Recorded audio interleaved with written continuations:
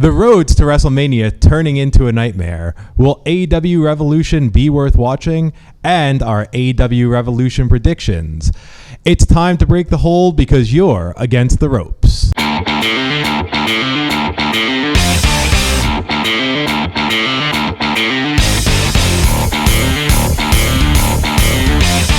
Hello, I'm Taylor Berkowitz, and welcome back to Against the Ropes, your source for wrestling news. And it looks like I am hosting solo this week.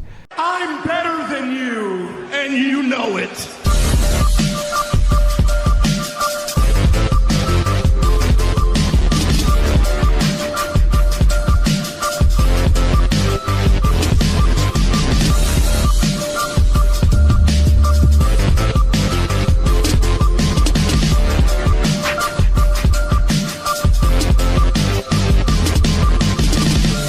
Cut my music, cut my music. Wayne Hills High School, the devil has arrived. Well, Thomas, thank you for joining me. Why are you so late? Listen, Burke, and all you smucks out there, this is my show, and I can be late whenever I want. So I don't want you marks going out on Twitter and tweeting out that I was late for my own show, because I'm a generational talent, and I deserve a little more respect around here. Well, that is, I'm surrounded by ego here, but yes, I mean, speaking of generational talent, breaking news, everybody. In the grand tradition of Mike from Montclair, Jerome from Manhattan, and Doris from Rego Park, I hear that you are officially a WFAN caller now. Wayne Hills, I'm holding the microphone, so when I'm talking, you guys can shut up. Thank you. Okay, but anyways, and yes, Burke, I did talk to Evan Roberts this past weekend, so let's roll the clip of this once-in-a-lifetime talent talking to the one and only Evan Roberts. Tom is in Wayne, New Jersey. What's going on, Tom?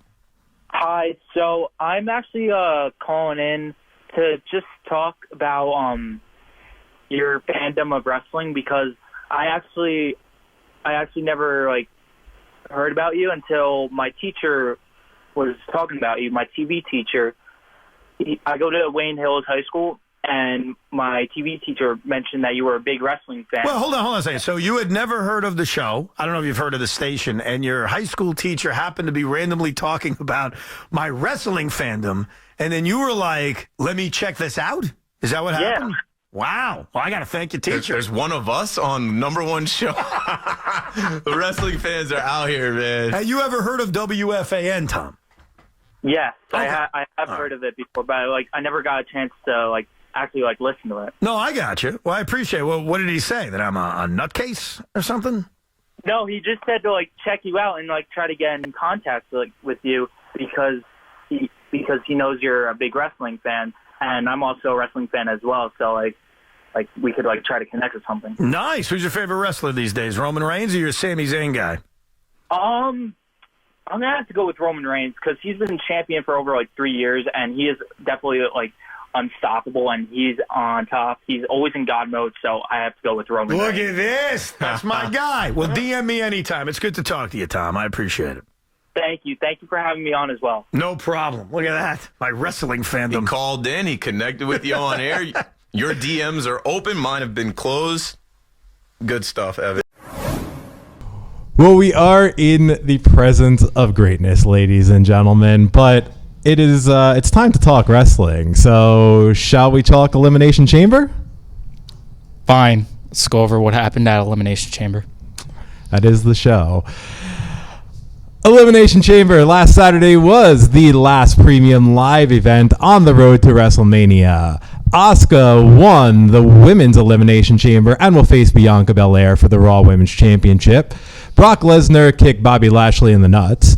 Edge and Beth Phoenix made Canada proud by beating Rhea Ripley and Finn Balor. Austin Theory retained the U.S. Championship in the men's chamber, and Roman Reigns predictably broke everyone's heart, beating Sami Zayn to retain the undisputed Universal title. So, Thomas from Wayne, what did you think of the show overall? Oh, okay. Well, thank you for. I'm going to address you as you deserve to be addressed. Thank you, Mr. Berkowitz, or I'm sorry, Taylor Berkowitz. Sorry about that. But honestly, I thought Elimination Chamber was a pretty good pay-per-view, like to end off our final stop on the road to WrestleMania. I did thoroughly enjoy the men's Elimination Chamber match. I did thoroughly enjoy also the women's Elimination Chamber match. I thought there was some pretty good spots in between both of the Elimination Chamber matches. I did like the spot where Montez Ford literally climbed up the Elimination Chamber and he flipped upside down. What would you call that? I don't know, praying for your life. That's the only thing I can think of. I did like that spot. That was a really cool spot. And then Brock Lesnar versus Bobby Lashley was a disappointment for me, unfortunately, because I did honestly want to see Brock Lesnar beat Bobby Lashley and then face Bray Wyatt at WrestleMania, because I feel like I've been waiting to watch this match for about like 6 years since they came face to face in 2016. I've wanted to see that match so bad. And it should be a match not in Saudi Arabia as far as I'm concerned. Yes, exactly. And then in the main event, you get Roman Reigns and Sami Zayn. You get Jimmy Uso and Jey Uso coming out. I'm just so interested where all this is leading to. And honestly, I would love to see the payoff being Sammy and Jay versus Jimmy and Solo at WrestleMania. You bring up a lot of good points. I'll start just Women's Elimination Chamber. It was fine. It was a good match. It was just too short. I mean, they really gave that. They did not give that the time it deserved. It was predictable. Sometimes predictable is good, and I think Asuka winning was the right call. Mm-hmm. I mean, Bobby Lashley, Brock. I mean that was a Raw angle. That was not a pay-per-view match, and it was that was a mess. Mm-hmm. I thought the best overall match of the night was Edge and Beth versus Finn and Rhea. It was a fun match. There was a lot going on. That was probably my favorite match of the night. The men's chamber match. Was it a good chamber? Yeah. Were there great spots? Yeah. Did everybody look great? Yeah. Problem. It's for the U.S. Championship. It did nothing to elevate that title. It makes those guys who you feel like should be main eventers feel like, well, why aren't they in the main event picture? And then, again, I don't need to see Logan Paul on my television. I understand he's done a great job and I don't want to see him. Mm-hmm. So him getting involved at the end is just like, ugh, God. And then Austin and maybe this is what we deal with next week about, again, thinking ahead to WrestleMania. Mm-hmm. There's not a ton coming out of this that necessarily excites me about this. The main event, boy, was it a good match? Yes. Was there a lot of emotion? Yes. The pop for Sammy, amazing. The end, the way it ended, this is where predictability is bad. Mm-hmm. We called this on the predictions. Ref bump, chair shots, boom, done. It's such a great story. I'm not saying Sammy needed to win, but it felt like it was the laziest way out of this story. Mm-hmm. And there needed to be more. There needed to be something with Jay and Sammy. Mm-hmm. Why did Kevin Owens wait so long to run in? All of these things are just like, it's very, I thought it was just, okay, hey, we made a decision about Cody at WrestleMania. Mm-hmm. Let's get this out of the way. And I feel like this deserves so much more. Am I curious to see where this takes the bloodline and Sammy and Kevin going into? Yeah, I'm way more interested in that than I am in Roman versus Cody at WrestleMania for sure. I just thought the ending was a little flat, and that was disappointing. This could have been epic. It was built to be epic. It wasn't epic. It was good. So if again we did this for just so on this show we don't give star ratings. This was in Montreal. They're not censoring Montreal. Don't worry.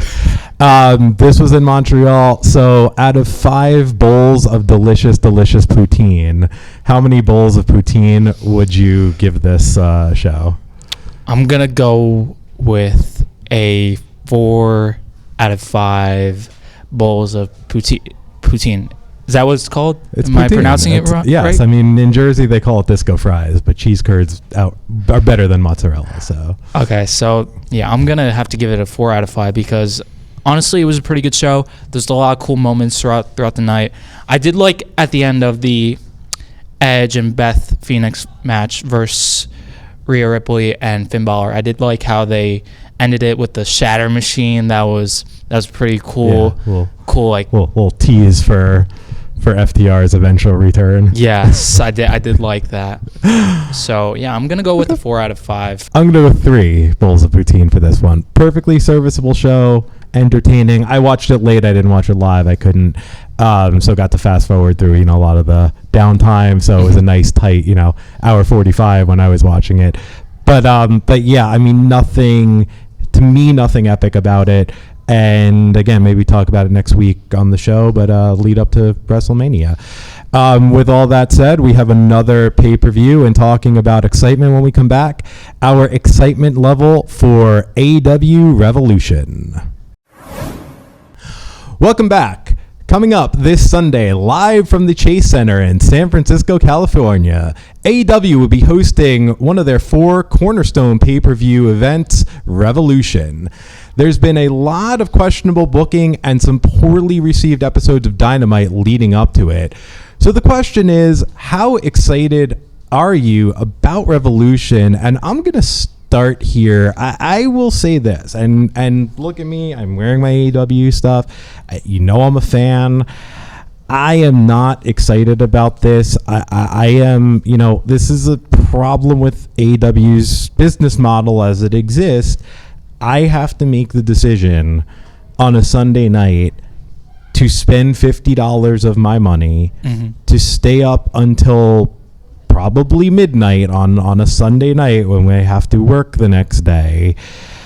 And right now, I don't know how inclined I am to do that based on what they've done in the lead up, what they're offering.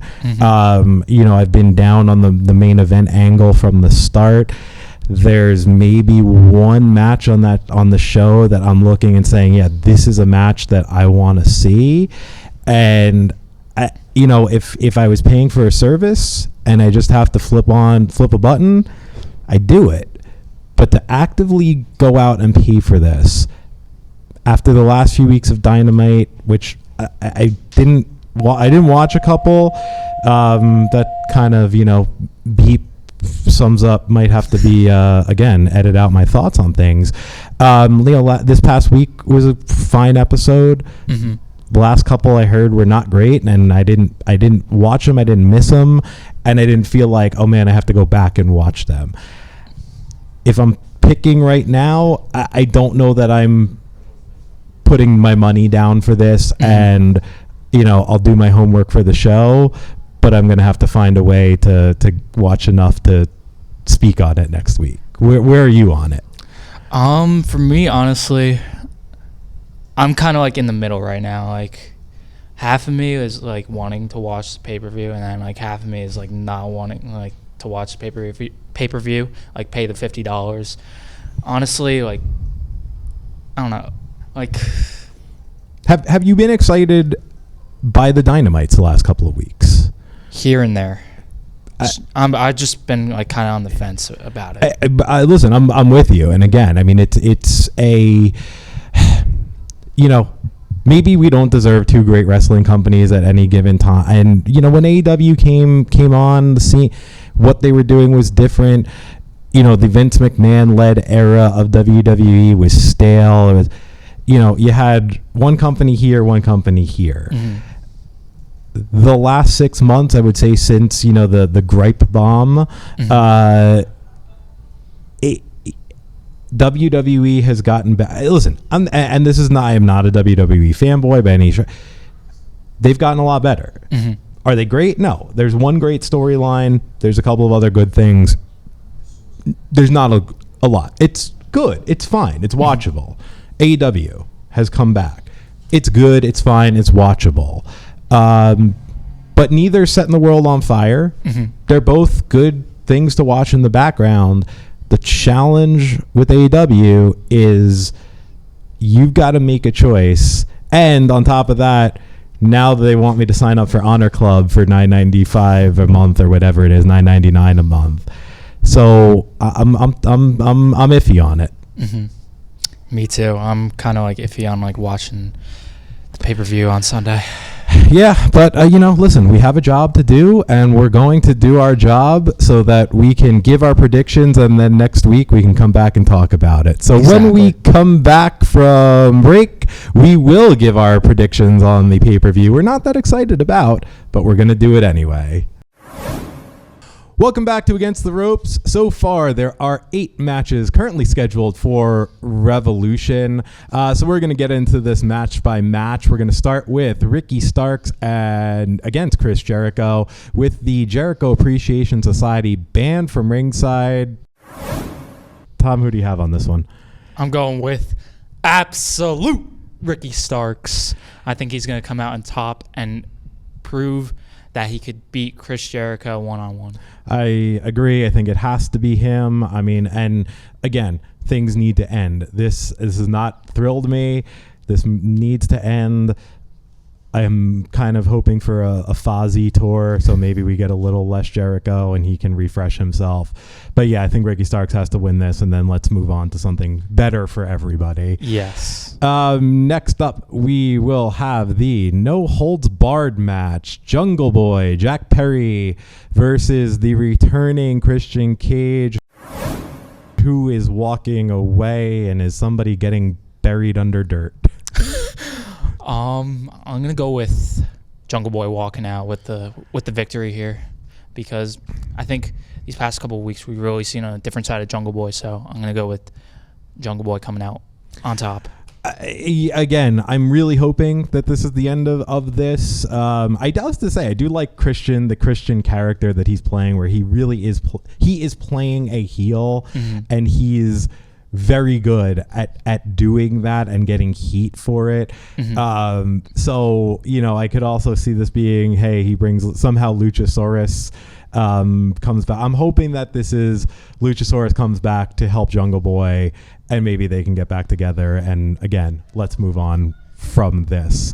After that, we have our AEW Women's World Championship match. It's a triple threat. Champion Jamie Hayter defending her title against Saraya and Ruby Soho, who is walking out as the women's champion. So I'm going to have to go with Jamie Hayter retaining her AEW Women's World Champion, but if I had to pick backup, I would go with maybe Ruby Soho walking out as the AEW Women's World. Why not pick all three, and that way you'll be right? Oh, yeah. Oh, I could do that too. Yeah, I mean, I think Jamie Hayter deserves the run. I mean, she's been great, and I think she should get a solo, kind of a real solo run here, which I don't think she's had. Again, I hope at some point there's got to be the thing between her and Britt, and maybe there's something in a no DQ situation where Britt does something, and then coming out of this, Jamie can do what she does and face Britt. But again, I also feel like, is this going to be the original? Where is Ruby Soho? Is she an original? Is she not? I hope Jamie Hayter wins, and I hope she carries the belt, because I think she's, of the three in the ring, she is the best. Yes, I agree. We now have TNT title match action. Samoa Joe, who is also the Ring of Honor TV champion, taking on Wardlow. The winner will face Powerhouse Hobbs Wednesday on Dynamite. I'm going to start on this one. I'm going to say it's Samoa Joe. I think, and I hate to see Wardlow get buried a little bit here on his return. To me, Powerhouse Hobbs and the way they've positioned him winning feels like he's going to be the face going into a matchup on Wednesday, and I don't think he's going to be a face against Wardlow. I think Hobbs should win this. on Wednesday, and I think he should take it off Samoa Joe as opposed to putting it on Wardlow for a night. So for me, I was gonna go with Wardlow beating Samoa Joe for the TNT title, but after hearing what you're saying, I'm gonna have to change my prediction to Samoa Joe retaining. I mean, listen, I know nothing. Trust me, if I were booking, things would be different. But yeah, I mean, that face versus face thing, and again, home. He won the thing. He won the ring in nominally his hometown because he's from Oakland. Yeah, I just feel like he should be. Samoa Joe shouldn't be carrying the TNT title going forward. Let him be a Ring of Honor guy. So why do that to hey, give him I don't know. But yeah. Like I say, it's Tony Khan. So who knows? We've got trios action. The Elite defending their titles against the House of Black. Well, I want you to take this one first. Who do you have? This is a hard one for me. After what I saw on Wednesday, I think the House of Black really proved that they have the potential of winning, but I'm gonna have to go with the Elite retaining because I just don't see them losing the titles anytime soon. I mean, I would agree there, and I feel like a House of Black, again, doesn't necessarily need titles. I think the disappointing thing for this is this should be a feud, and it's just a match. Yeah. And the way they're doing the spooky stuff, the lights, there should have been a build up to that where that mattered, and this is just a thing they're doing for the show, and it's a match I want to see, but it's a match that deserved a build, and there's no build to this one. And I think, again, that's just kind of my overall impression of this pay-per-view is, yeah, they'll be fine matches. There's just not a lot to them. So I'm going with the Elite. In our regular tag action, this is going to be a fatal four-way. You got the champions, the Gun Club, versus the Acclaim, versus Jay Lethal and Jeff Jarrett. And then the other team is Orange Cassidy and Danhausen. I'm going to start on this one. I never like a fatal four-way tag. There's too much going on. I don't like the structure of it. So I'm a little down on that. Once again, going back to paying $50. I'm paying $50 in 2023 to see Jeff Jarrett on a pay-per-view. Why am I doing this? So I'm hoping that this will be a way of finding a way to put the titles back on the Acclaimed and get things back on track in the tag division, because I just don't see any of those other teams really being the teams to carry him forward. So I'm hoping it's going to be the Acclaimed. Yes, I want to see the Acclaimed take back their tag titles because everyone loves the Acclaimed. Let's scissor on that. So yeah, I mean, I agree. And then, we get into this is the one match I am looking to. It's the biggest, looking forward to. Biggest grudge match. Jon Moxley taking on Hangman Adam Page in a Texas death match, even though neither is from Texas and they are not in Texas. So who do you have in this one? Going Jon Moxley. I think he's going to walk out the winner and beat the pulp out of Hangman Adam Page. For me, this is the toughest one to predict, only because, again, I mean, they could both use the win. And I agree. This is Jon Moxley's match. This is his type of match. He should win because it's his match. Yes. And I think it should be booked that way of, you mess with me on my terms, that's what you get. And I think this needs to be a catalyst for a reset of the Hangman character, and it either has to be I like the idea of Hangman always trying to find himself, but find yourself, and if that means finding yourself by reconciling with your old friends, the Elite, then that's what you do. If finding yourself means fully committing yourself to the Dark Order and your friends there, then that's what you do. This needs to be a thing that makes Hangman have to change, and I'm hoping that they use it as such. So again, this is This is the match I'm looking forward to the most. And the last one, this is the big one, the AEW World Championship match. Our MJF clone, not our MJF clone, will be defending the title against Bryan Danielson in a 60-minute Iron Man match. So who do you have and how does it go down? I'm going with, of course, MJF walking out, retaining his AEW World Championship. Because I don't think they're taking the title off him anytime soon. He's been on an incredible run so far. And I think they're going to keep the title on him. So I'm going MJF. But we'll see if MJF could last that whole hour. That's the big question here. Well, that's the thing. I mean, I think it's a question. For me, MJF. And it's... I don't think Bryan Danielson wants the title. I don't think they're going to make that move. I don't know that... I agree that MJF's been setting the world on fire with this run. Mm-hmm. So maybe there is some like, hey, maybe you have to switch the experiment. I don't think they will. Mm-hmm. My guess, early on, this becomes the chair shots. This becomes the MJF takes a DQ to inflict a tremendous amount of pain and then goes for a pin and goes for another pin and maybe racks up, 3 quick pins in a row, and then Danielson can come back in the last hour and get close to coming back but doesn't come back. Mm-hmm. And you make Bryan Danielson, again, look like the stronger wrestler, which we know he is, but MJF can walk out of there and say, hey, I beat you in a 60-minute Iron Man match, even though we know he cheated and he was underhanded. But again, I do hope this is even for MJF, this becomes a reset on his character, and they find a little more direction, because again, I feel like, and the promo in the Go Home pointed it out, he's been all over the place.